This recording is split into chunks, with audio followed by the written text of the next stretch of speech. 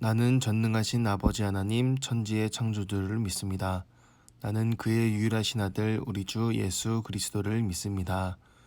그는 성령으로 잉태되어 동정녀 마리에게서 나시고 본디오 빌라도에게 고난을 받아 십자가에 못 박혀 죽으시고 장사된 지 사흘 만에 죽은 자 가운데서 다시 살아나셨으며 하늘에 오르시어 전능하신 아버지 하나님 우편에 앉아 계시다가 거기로부터 살아있는 자와 죽은 자를 심판하러 오십니다. 나는 성령을 믿으며 거룩한 공교회와 성도의 교제와 죄를 용서받는 것과 몸의 부활과 영생을 믿습니다. 아멘. 우리 교회 친구들 안녕하세요. 새해 복 많이 받으세요. 자, 오늘은 2021년도 처음으로 드리는 주일 예배요. 자, 우리 새해 새로운 마음으로 우리 마음과 정성을 다해서 하나님께 예배 드릴 건데, 자, 오늘 말씀 먼저 찾고 읽어볼게요. 오늘 말씀은 창세기 12장 1절에서 3절까지의 말씀이에요. 우리 성경책이 있는 친구들은 찾아주세요. 그리고 우리 함께 한 목소리로 읽을 건데, 네, 성경책 있는 친구들은 찾아주세요. 자, 우리 한 목소리로 읽도록 할게요. 여호와께서 아브람에게 이르시되 너는 너의 고향과 친척과 아비의 집을 떠나 내가 내게 보여줄 땅으로 가라. 내가 너로 큰 민족을 이루고 내게 복을 주어 내 이름을 창대하게 하리니 너는 복이 될지라. 너를 축복하는 자에게는 내가 복을 내리고 너를 저주하는 자에게는 내가 저주하리니 땅의 모든 족속이 너로 말미암아 복을 얻을 것이라 하신지라. 아멘. 네, 감사해요. 자, 우리 어린이교회 친구들 2021년도 우리 새해가 밝았어요. 혹시 2020년에는 무슨 해였는지 알고 있으세요? 네, 어려운 말로는 경자년이란 말이었어요. 쥐띠의 해였어요. 올해는 우리 보고 있는 것처럼 소띠, 신축년이에요. 자, 우리는 보통 새해가 되면은 무엇을 할까요?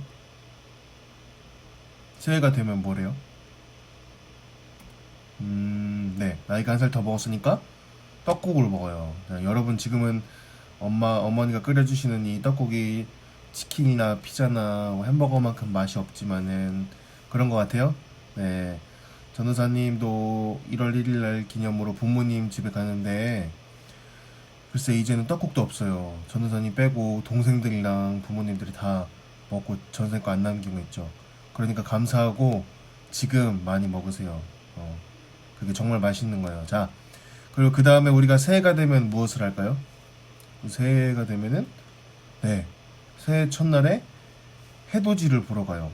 이번에는 코로나 때문에 나라에서 가지 말라 그러고 또 가는 사람도 많이 없었지만은 보통 새해가 되면은 많은 사람들이 아침 해돋이를 보러 가요. 그리고 또 뭐가 있을까요? 우리 엄마 아빠 보면은 결심하시는 것들이 있어요. 항상 네, 운동하러 간다고 하셔요. 다이어트. 물론 엄마 아빠뿐만이 아니라 전사님도 그렇고 어른들은 다 이렇게 운동을 한다고 결심을 해요. 그런데 하루 가고 이틀 가고 일주일이 지나면은 내가 새해는 운동도 열심히 할 거야, 살도 뺄 거야, 책도 많이 읽을 거야 라고 결심하지만은 다 잘 안 돼요. 네. 그리고 우리 어린이 친구들은 바로 새해가 되면은 네, 학교에서 새 담임 선생님, 새 친구들을 만나게 돼요. 그쵸? 이것처럼 우리가 새해에는 이렇게 많은 변화들을 경험을 해요. 그리고 우리는 이 변화를 잘 이렇게 받아들이기 위해서 뭐래요? 준비예요, 준비. 그럼 우리가 이 준비를 뭐라고 부를까요? 바로 계획이라고 불러요. 계획. 그쵸? 잘 알고 있죠? 여러분이 그림 보여요? 기억나요? 동그란 시간표 그리기.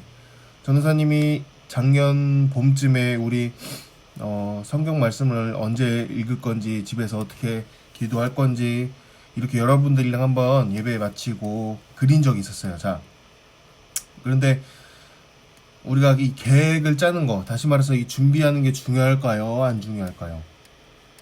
네, 중요해요. 그런데 우리의 삶의 계획을 그냥 계획하고 짜는 것보다 누구를 위해서 짜느냐가 굉장히 중요해요. 오늘 성경 말씀에서는 아브라함, 믿음의 조상 아브라함은 어떻게 계획을 짰고 또 하나님과 동행하였는지 배워보도록 할 건데, 우리 먼저 영상을 보도록 할게요.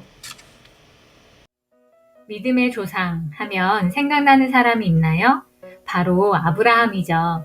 몇 주 동안 아브라함의 믿음에 대한 이야기들을 나눌 텐데요.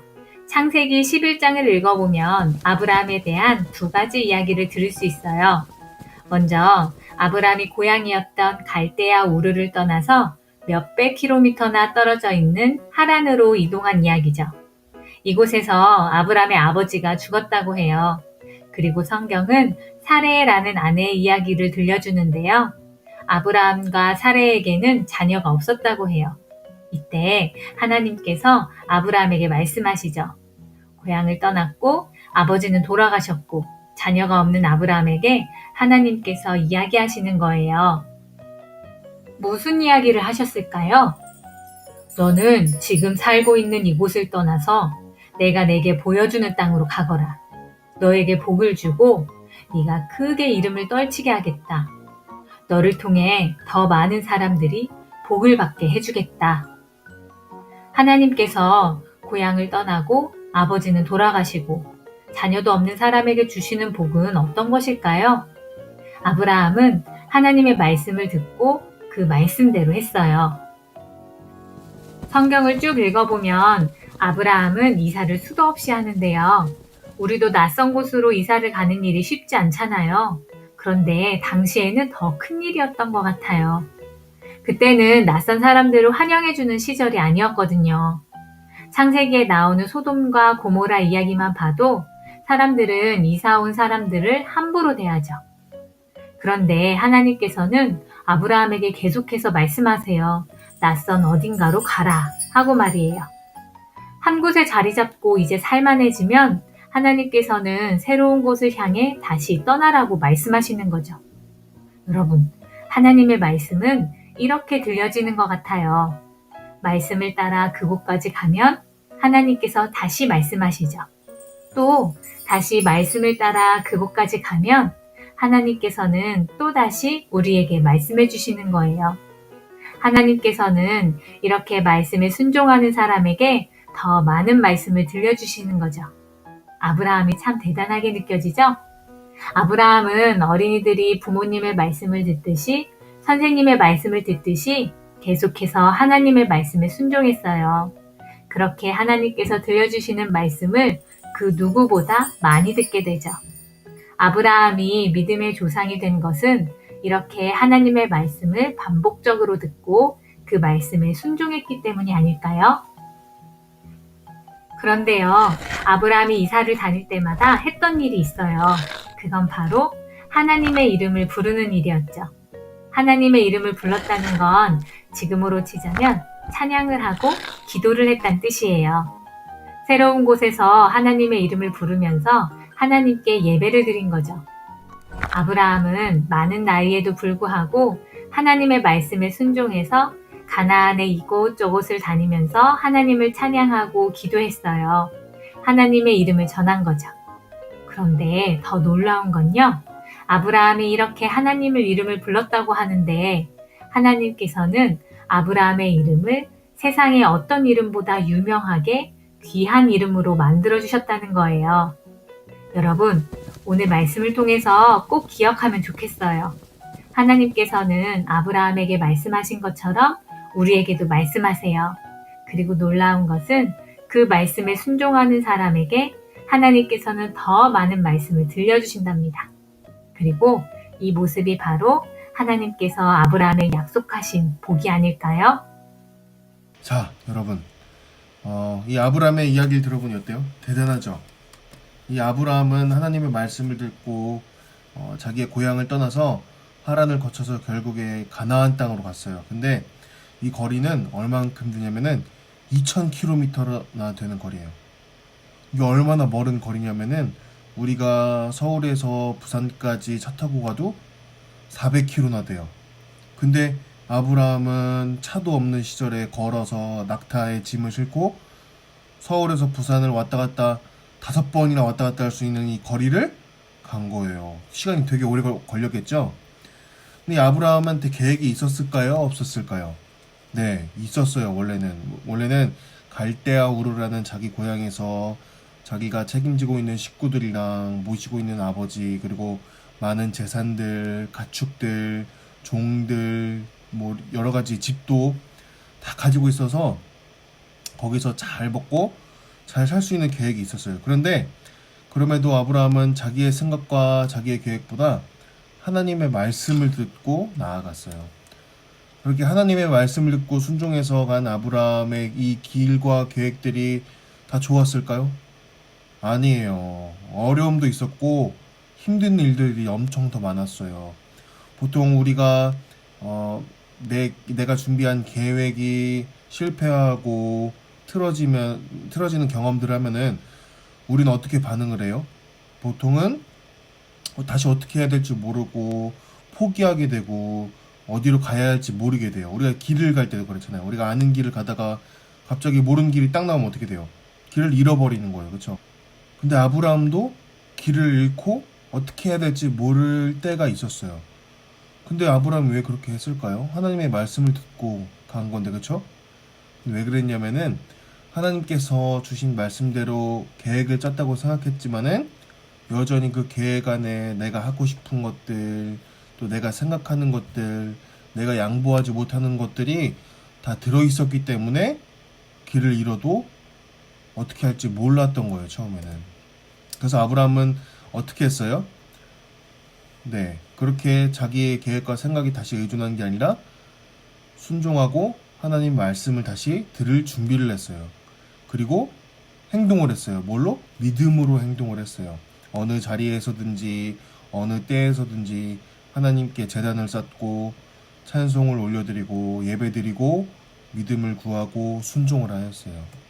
자, 우리 어린이 교회 친구들도 똑같아요. 우리가 새해가 돼서 우리가 생각하는 계획들이 다 있어요. 그렇죠? 그런데 나를 위한 계획보다 더 중요한 건 결국에는 하나님을 향한 믿음이 먼저 있어야 돼요.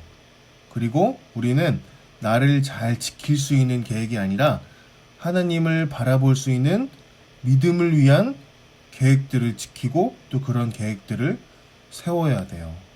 되게 중요해요. 우리가 이 사실을 기억하면서 우리 새해에 내가 생각하고 계획하는 것들이 있잖아요. 그렇죠? 그리고 부모님이랑은 뭐 새해에는 핸드폰 게임 뭐 30분만 하기 이런 것들 네 했을 거예요. 자, 근데 우리 이 사실 기억하면서 새로 계획을 짤 때 약속을 했으면 좋겠어요. 나의 계획이 아니라 하나님께서 나를 향하여 원하시는 것들을 생각하고 또 나만을 위한 것이 아니라 그 믿음을 잘 지킬 수 있는 계획들을 잘 준비할 수 있는 우리 어린이교회 친구들이 되기를 기도해요. 자, 이대로 끝내면은 여러분들이 약속 안 하니까 지금 부모님이랑 약속하세요. 어떻게 내 믿음을 지킬 수 있는 계획을 세울 수 있을지 한번 생각해 보세요. 전사님이 10초 줄게요.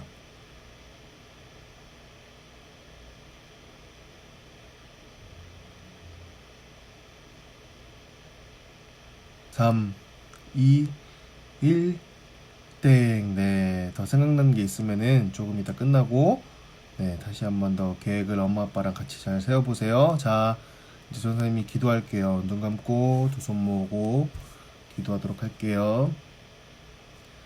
하나님 감사합니다. 오늘도 우리 삶을 지켜주시고 또 이 시간 통하여서 우리가 몸은 떨어져 있지만은 한 마음을 모아서 예배드릴 수 있게 해주셔서 감사합니다. 하나님, 우리가 새해를 맞이하면서 다시 한 번 더 계획에 대해서 배웠습니다.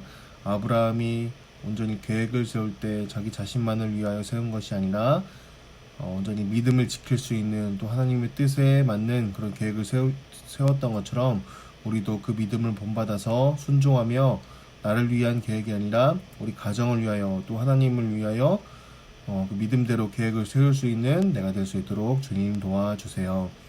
하나님, 코로나로 또 아직 나라가 어렵고 또 날씨도 춥습니다. 우리 주변에 어려움을 당하는 그런 이웃들을 위하여서 우리가 기도할 수 있게 도와주시고 또 이 코로나가 빨리 회복되어서 우리가 잘 공부하고 교회도 나갈 수 있도록 주님 도와주세요. 감사드리며 예수님의 이름으로 기도하였습니다. 아멘.